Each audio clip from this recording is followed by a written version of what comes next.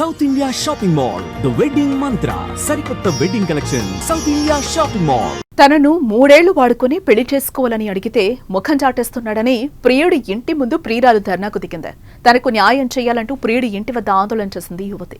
అనంతపురం జిల్లా గుమ్మగుట్ట మండలం పులుకుంట గ్రామానికి చెందిన వడ్డే బండమాని సురేష్ అదే గ్రామానికి చెందిన వరలక్ష్మితో 3 ఏళ్ల నుంచి ప్రేమలో ఉన్నాడు. పెళ్లి చేసుకుంటానని ఆమెను నమ్మించి శారీరకంగా లోబర్చుకున్నాడు. అయితే కొద్ది రోజుల నుంచి సురేష్ తనను పట్టించుకోకపోవడంతో పెళ్లి చేసుకోవాలని నిలదీసింది. అయితే సురేష్ నుంచి ఎలాంటి సమాధానం లేకపోవడం, పైగా ఫోన్ చేస్తే మాట్లాడటం లేదని, ఊర్లో లేకుండా వెళ్లిపోయాడని కన్నీటి పర్యంతమైంది. అయితే ఇన్ని రోజులు తనతో ఉన్నందుకు ₹1,00,000 ఇస్తానమని ప్రియుడి కుటుంబ సభ్యులు దౌర్జన్యం చేస్తున్నారని యువతి వాపోయింది. దీంతో చేసేదేం లేక ప్రియుడి ఇంటి ముందు వరలక్ష్మి నిరసనకు దిగింది.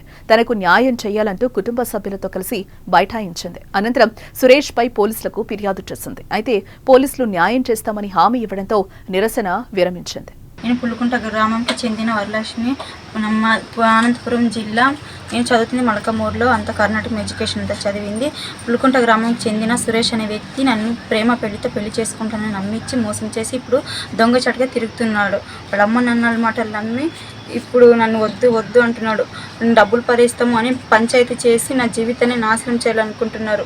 ఇప్పుడు వాడు ఇక్కడ కూడా లేడు. నాకు న్యాయం కావాలి, న్యాయం జరిగే తీరాలి. నా చెల్లెండ్లు ఇంకా 3 ఉన్నారు. 3 చెల్లెండ్లు ఉన్నారు. నేనే పెద్దదాన్ని. ఇలా చేస్తే ఇంకా 3 పిల్లల పరిస్థితి ఏమి? మా అమ్మ నాన్నలు కూడా నన్ను కొడుతున్నారు, తిడుతున్నారు, హింస పెడుతున్నారు. వాడు మాత్రం వాళ్ళ అమ్మ నాన్నలు బయటపడి ఎక్కడో దాచుకున్నాడు. నాకు న్యాయం కావాలి, న్యాయం చేయండి. నాకు ఈ పిల్లడు మాట్లాడుతూ మాట్లాడు.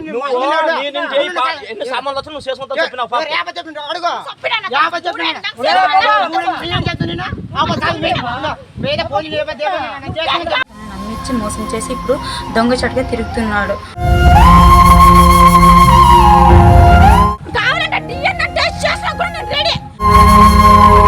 మా అమ్మ నాన్నలు కూడా నన్ను కొడుతున్నారు, తిడుతున్నారు, హింస పెడుతున్నారు.